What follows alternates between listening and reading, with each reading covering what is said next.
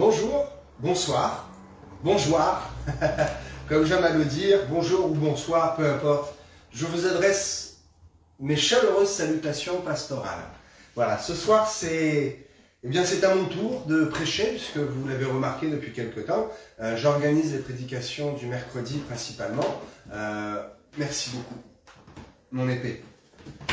J'organise les prédications en essayant de faire prêcher d'autres anciens des ministères ou de futurs ministères en formation également. Et c'est une bonne chose que de pouvoir aussi donner un peu la parole à d'autres. Je ne considère pas que l'Église m'appartient et que j'ai seulement l'exclusivité de la parole.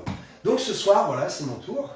Et comme à notre bonne habitude pour l'étude du mercredi, eh bien je m'inspire de faits réels et d'une demande qui nous est faite par des chrétiens qui nous suivent, ou à distance ou en présentiel. En l'occurrence, c'est une jeune chrétienne à distance qui m'a évoqué le sujet et j'ai dit écoute, je vais faire une petite étude là-dessus. Donc je l'ai conseillé déjà, j'ai prié pour elle.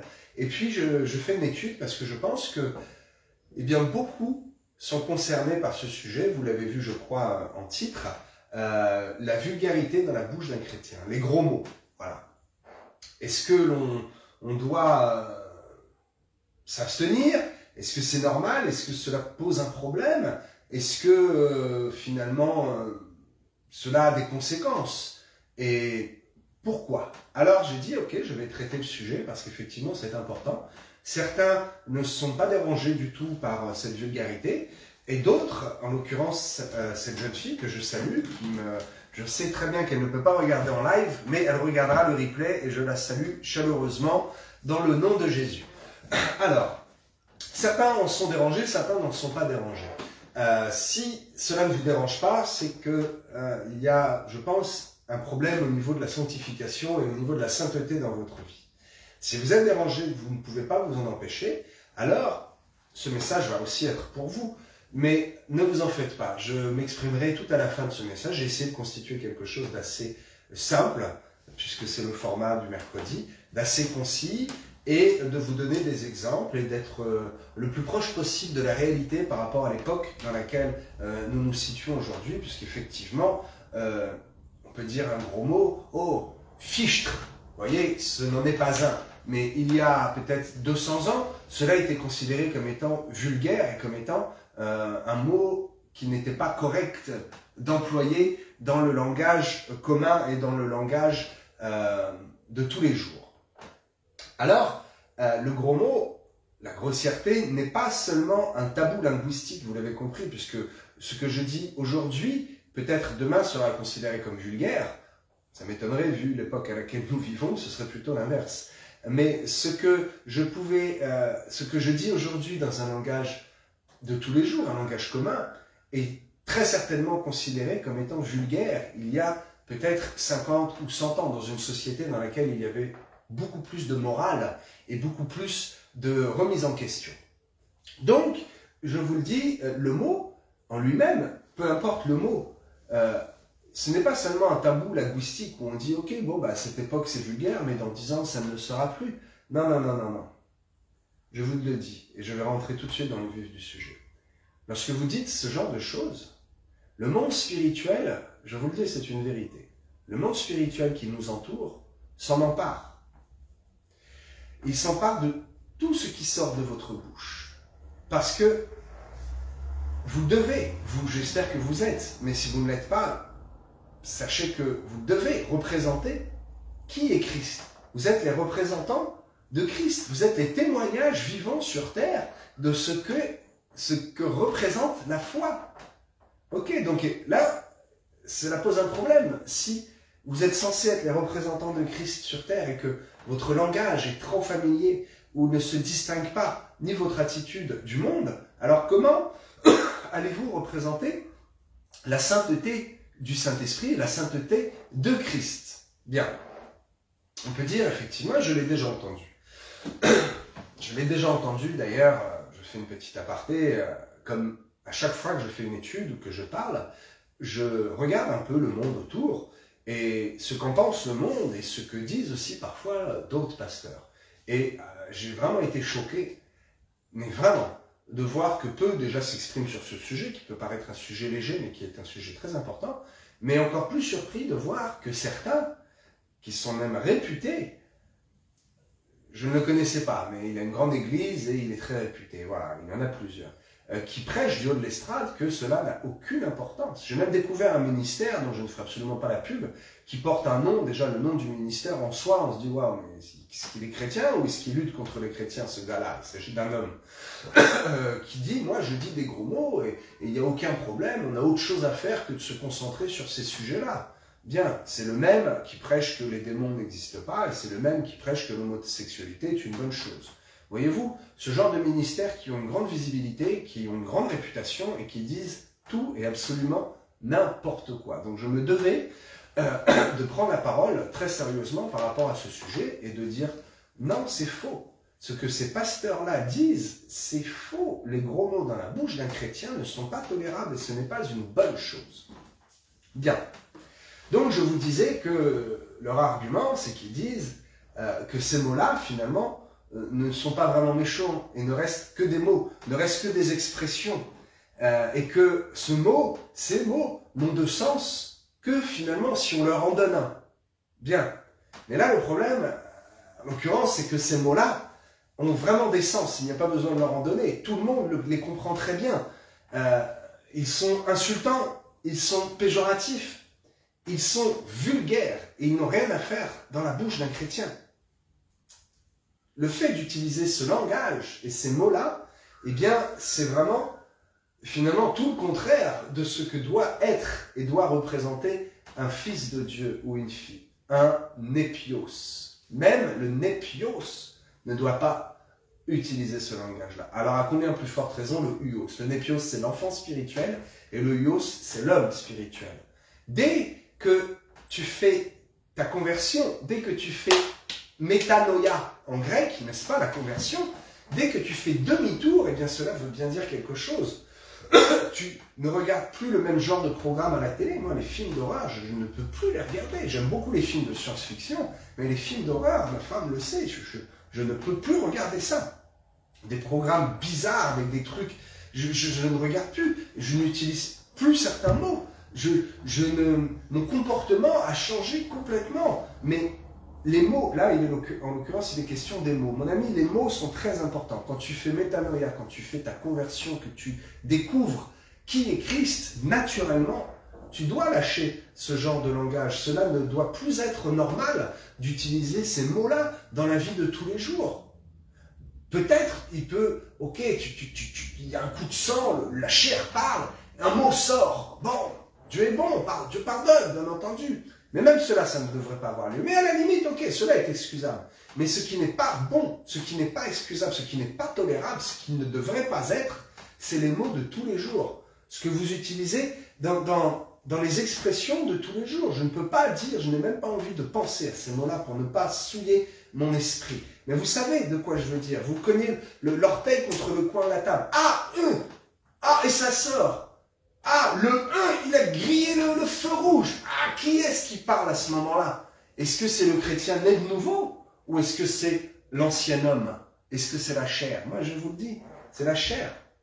Je veux vous dire quelque chose.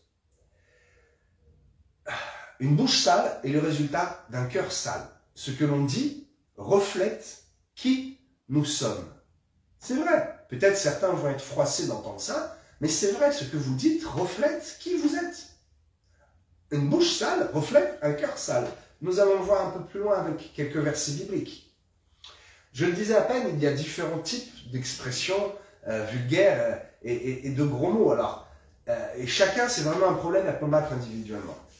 Il y a les gros mots d'expression, comme parler comme ça, et ça vient du sud, et j'en sais quelque chose, puisque j'ai habité pendant quasiment 20 ans dans le sud-est. Donc, ces types de mots-là, moi, je ne l'ai jamais eu. Mais je n'ai jamais compris qu'on me dise « Ah, mais c'est local, c'est pas vulgaire, même les enfants le disent. » Mais si, c'est vulgaire. Prends ton enfant, va dans un bel hôtel à Paris, ou dans une belle réception, et l'enfant qui a 4 ans dit ce mot-là, tu vas voir comment on va te regarder. Tu vas voir comme le monde, qui n'est pas chrétien, déjà te juge par rapport à ton langage. Vois-tu où je veux en venir? Donc, ce sont des mots d'expression, des mots parfois de colère qui sortent comme ça c'est vraiment le vieil homme. des mots par habitude où on ne se rend même plus compte ce qu'on le dit. Ça, c'est très très mauvais. Ça, cette attitude-là est très mauvaise. Et il y a les mots d'insulte. Ceux-là sont les plus faciles à supprimer de votre langage parce que cela demande d'abord une réflexion avant de sortir. Donc, commencez par supprimer les mots d'insulte, puis travaillez sur les mots d'habitude. Les mots de colère ne doivent plus exister, ainsi que les mots d'expression. Bannissez-les de votre langage, je vous le dis. Il y a toujours, je pense à quelqu'un en particulier, bon, je ne peux pas la nommer, mais il y a toujours quelqu'un qui va vous dire « Ah oui, mais j'ai toujours une bonne excuse. Oui, mais ça, j'ai l'habitude. Oui, mais ça, je l'entends depuis que je suis tout petit. Ah oui, mais ça, mais mes parents le disent. Oui, mais ça, c'est normal dans ma culture. Chez moi, on dit ça. » Non, arrêtez de vous trouver de bonnes excuses parce qu'à chaque fois, et ça, c'est véridique, à chaque fois que vous vous exprimez de la sorte, je vous le dis, mes amis, c'est un pasteur qui vous parle, vous attristez le cœur du Saint-Esprit. Réellement, je vous le dis, à chaque fois, les anges entendent et sont étonnés. Ils ne sont pas attristés, ils sont étonnés de voir un chrétien qui doit marcher en nouveauté de vie et qui s'exprime ainsi. Le Saint-Esprit est attristé. Et ce qu'il y a de très grave également, c'est que les démons, eux, entendent. Oui, il y a un monde spirituel qui existe tout autour de nous, c'est une vérité. Les démons entendent et se réjouissent de voir que de telles salissures peuvent sortir de la bouche d'un enfant de Dieu. Et parfois, ils prennent cela, ils vont devant Dieu, ils disent « Hey, regarde ton enfant, regarde ton fils, là, ce qu'il dit, ce qu'il fait. Est-ce bien ?» Oh, le monde dit, je vous le dis, ne tendez pas le dos pour vous faire battre. Ce genre d'expression, ce genre de comportement, ce genre de mots sont très faciles à éviter. Alors travaillez-y. Je vais prendre pour référence Matthieu 15, 11 et Matthieu 15, 18. Il se répète 2 fois. Donc, c'est vraiment pour noter les versets. Matthieu 15, 11, Matthieu 15, 18. Ce qui sort de votre bouche vient du cœur. Et c'est ce qui souille l'homme. Ce que je disais tout à l'heure, ce qui sort de votre bouche vient de votre cœur.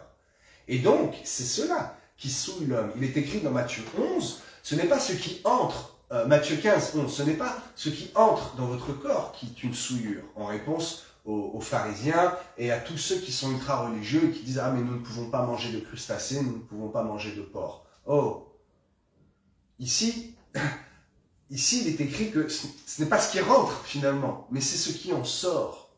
Et vous savez que nous sommes la seule créature, la seule création dans la création générale à pouvoir s'exprimer.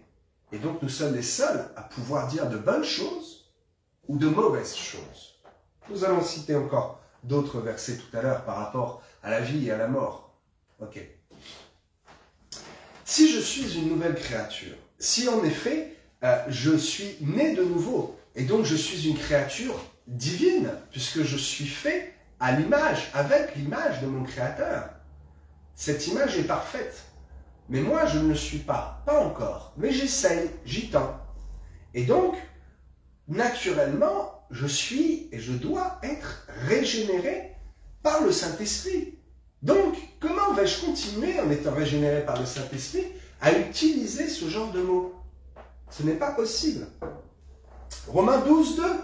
Nous ne sommes pas de ce monde. Ne nous conformons pas à ce siècle. Si aujourd'hui, il est normal d'être vulgaire, d'être agressif dans sa façon de parler, eh bien, lisez Romains 12, 2. Ne nous conformons pas à ce siècle. Non, ce n'est pas normal. Il faut parler avec douceur. Et très souvent, ma femme et les gens qui m'entourent me disent, bon, ma femme me le dit plus, elle a l'habitude, mais je parle au caissier, à la caissière, je fais un peu d'humour et je crée un lien, un dialogue. Et parfois, ça ne va pas plus loin. Parfois, eh bien, je peux dire, je suis chrétien. Ou parfois, je dis, je suis pasteur. Voilà pourquoi nous on rigole.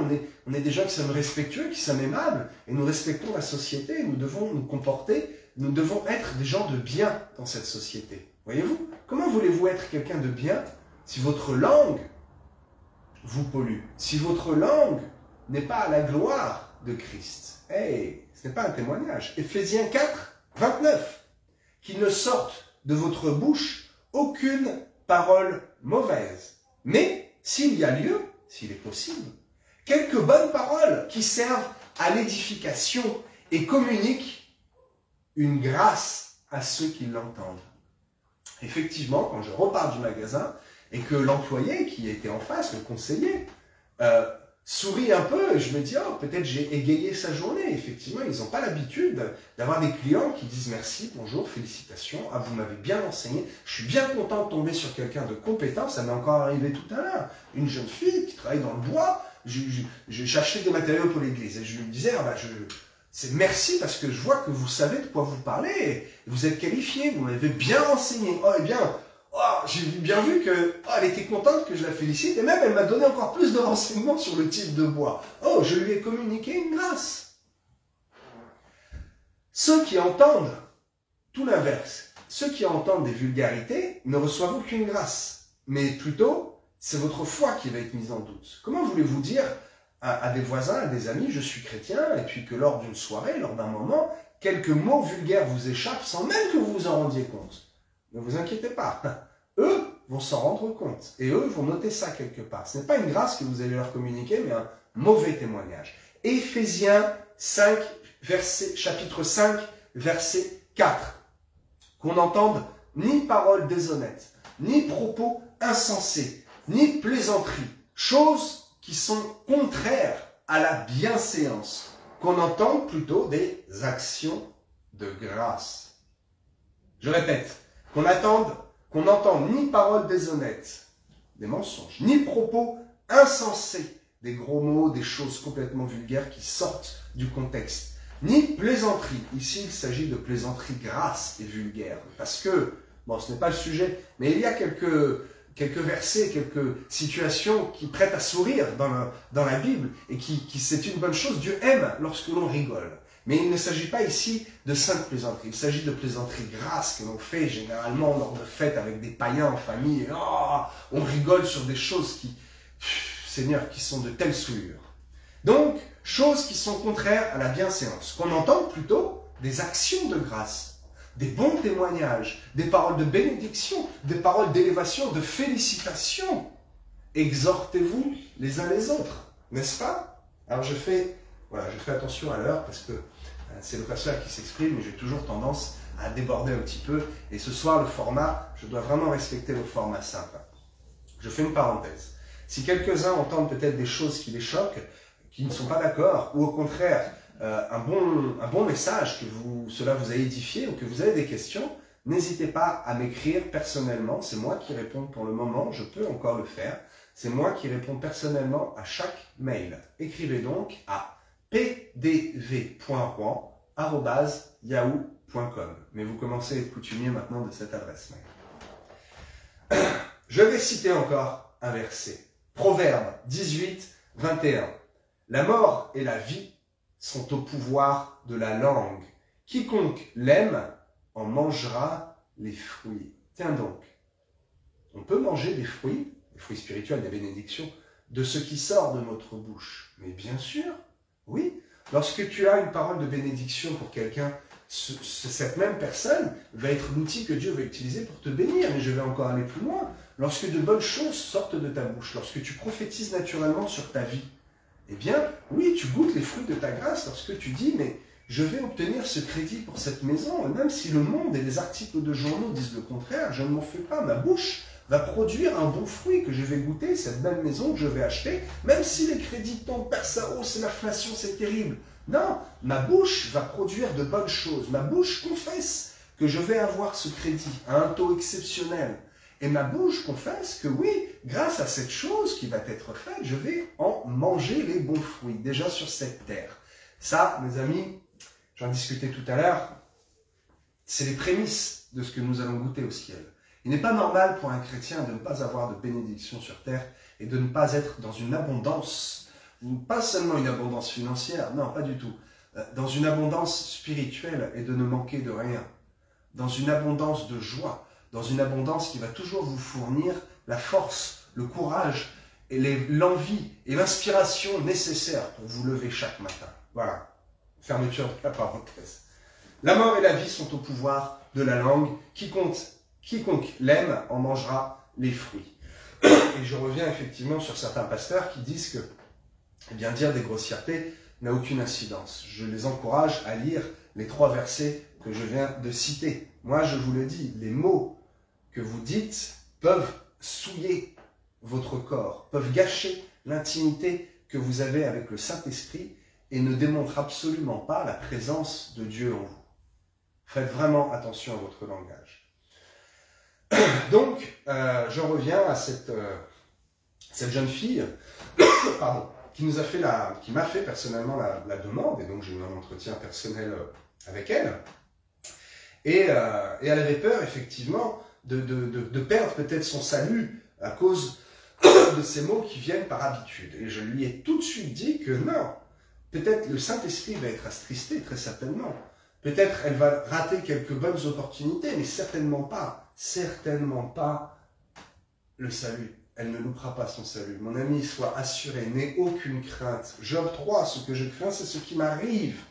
Ne crains pas que ton salut puisse être enlevé à cause de petites scories comme cela. Puisque oui, je le dis, il y a des péchés qui sont très graves, mais un péché est un péché. Et chaque péché, eh bien, nous éloigne de la présence de Dieu.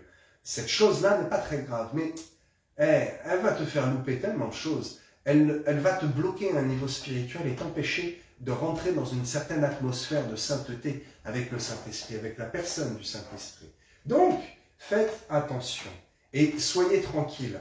Soyez tranquille. Si cela vous échappe de temps en temps, eh bien, travaillez-y. Demandez juste pardon à Dieu. Demandez-lui de vous aider dans ce combat, puisque oui, c'est bel et bien un combat. Luttez donc contre cette chair et cette nature humaine et laissez Dieu agir. Vous savez, les batailles sont déjà remportées au ciel. Pensez à Gédéon, ok, les 300 soldats. La bataille était déjà gagnée au ciel, mais il fallait quand même qu'ils viennent et qu'ils tapent dans ses cruches et qu'ils fassent du bruit. Et il y avait quand même quelque chose à faire. Ils sont venus, ils l'ont fait, et résultat, ils n'ont même pas eu à tirer l'épée. À aucun moment, il est écrit que les 300 de Gédéon ont tiré l'épée. Ce sont les autres qui ont tiré l'épée et poursuivi les soldats. Ce sont les autres qui ont versé le sang. Mais ceux de Gédéon, ceux qui étaient proches du Saint-Esprit, n'ont pas eu à mener le combat. Ils ont juste eu à être présents. Mes amis, soyez présents. Présentez-vous devant Dieu. Demandez-lui de travailler avec vous. Non pas à votre place, mais avec vous. Et vous verrez que les choses vont devenir beaucoup plus faciles. Alors, certainement, pour quelques-uns, pardonnez-moi, pour quelques-uns, cela va être une épreuve. Mais toute épreuve est déjà gagnée, et je viens de le dire, tout combat est déjà gagné. Ne vous condamnez pas vous-même, autrement, c'est les démons qui vont s'emparer de ce que vous pensez, de ce que vous dites, et vont vous convaincre que oui, Dieu va vous condamner. Non, mon ami, non, Dieu ne condamne pas. Dieu ne juge pas ses enfants. Dieu nous aide et Dieu nous porte chaque jour. Souvenez-vous que le tribunal de condamnation, je vais peut-être aller loin, peut-être trop loin pour ce soir, mais le tribunal de condamnation n'est pas pour les enfants de Dieu. Nous irons dans un tribunal de justice et un tribunal de rétribution. Je m'exprimerai peut-être là-dessus plus tard. Ne soyez pas inquiets, ne manifestez aucune inquiétude. Confessez par votre bouche, essayez dans votre chair de combattre, et parlez à Dieu et vous verrez. Vous verrez que les choses vont d'elles-mêmes. Je pense à ce verset qui parle du chien qui se couche à la porte et le péché se couche à notre porte, comme un chien. Vous savez, lorsqu'un chien vient et se couche à votre porte, si vous arrêtez de le nourrir, si vous arrêtez de lui prêter même attention, alors il partira, il se couchera à la porte de quelqu'un d'autre et ce ne sera plus votre problème. Ce ne sera plus à vous de porter ce poids mort qui ne sert à rien. N'accordez plus d'attention à cela. Vous le combattez et vous dites « Ah Seigneur, cela va venir naturellement, c'est bon. Et si ça arrive, pardon Seigneur, pardon. Au nom de Jésus, sors de ma bouche. Je ne veux plus de vulgarité. Amen. Je vais vous inviter, si vous le désirez, à faire une prière collective.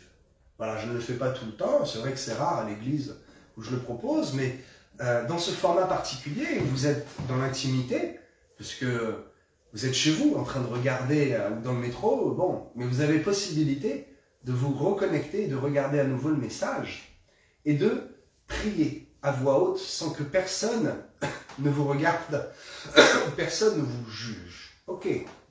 Donc je vous propose de répéter avec moi une prière inspirée, qui va vous permettre déjà de confesser à voix haute beaucoup de choses, et peut-être même, juste cette prière va vous permettre d'obtenir la délivrance. Alors je vous invite à répéter après moi.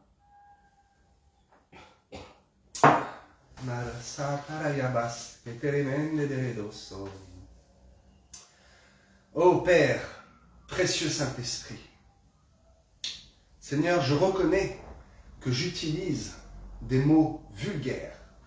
Répétez.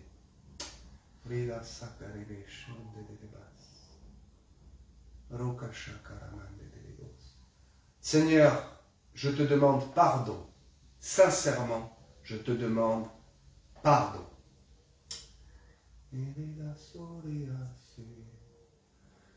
Seigneur, nettoie mon cœur, mon corps et ma bouche de toute souillure.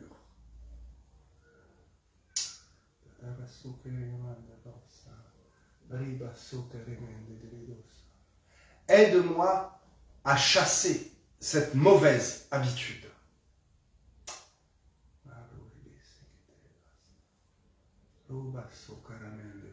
Je désire te plaire et je désire t'obéir. Merci Saint-Esprit. Permets-moi d'être un bon témoignage pour tous ceux qui m'entourent.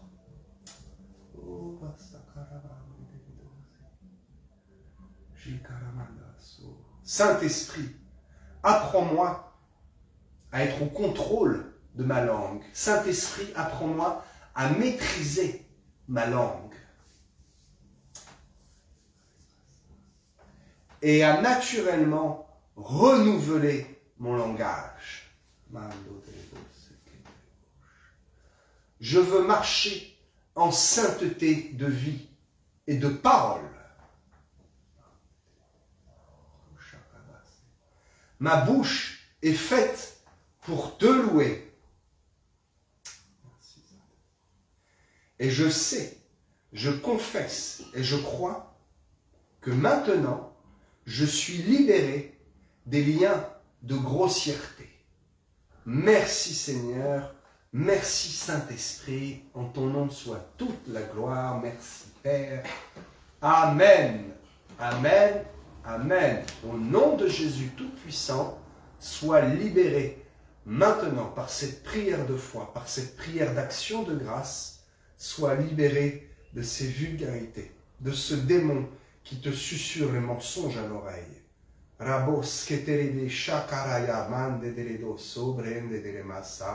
Amen. Amen. Amen. Yes. Ok. Le timing est impeccable. Merci Seigneur de me mettre le timing vraiment en tête. Je pense à une petite annonce tout de suite, puisque j'en ai eu la demande et je vois que quelques-uns, pas mal, même beaucoup, sont très fidèles et aiment regarder le message du dimanche matin. Nous avons eu une censure par la plateforme, hein, je ne peux pas la dire à voix haute, vous le savez. Nous avons une censure concernant la prédication. Ce qui est très bizarre, c'est que je n'arrive toujours pas à avoir le motif de cette censure. J'ai un doute, mais comme je n'ai pas le motif, je ne peux pas faire de réclamation. Donc, je salue d'ailleurs Vanina. Bonjour Vanina, qui est ma belle-fille et qui travaille au secrétariat et qui eh bien, fait petit à petit de plus en plus de travail. Elle est désormais au pôle un peu technique avec Arnaud et Marc, également Martin. Et donc, elle m'a fait un petit montage vidéo. Voilà, on a réussi à contourner un petit peu les choses. Donc, dès demain, je l'espère, peut-être demain soir, la vidéo, le replay sera publié sur la page Église Parole Vivante, la page Facebook. Vous pourrez vous délecter du bon message de l'évangéliste d'Alexis, qui a réellement, il a réellement parlé comme un pasteur, et je le remercie et je le salue chaleureusement dans le doux nom de Jésus, s'il regarde ou s'il regarde en replay. Voilà, soyez tous bénis. Je vous dis à dimanche pour un message peut-être encore un message particulier, puisque vous savez, j'ai une façon de m'exprimer différente d'autres ministères, et j'ai des thèmes qui me sont donnés par le Saint-Esprit qui sont très intéressants et que l'on n'entend pas partout. Donc, profitez que nous ne sommes pas encore pleins à craquer, qu'il y a encore de la place dans ce nouveau bâtiment. Venez nombreux, parlez-en à vos amis, venez, soutenez l'œuvre de l'Évangile et surtout restez fidèles à votre Église, bien sûr, mais surtout à l'Église corps de Christ. Restez fidèles au Saint-Esprit, à la personne de Jésus, restez fidèles à Dieu. Je vous salue dans le nom de Jésus. À dimanche. Au revoir.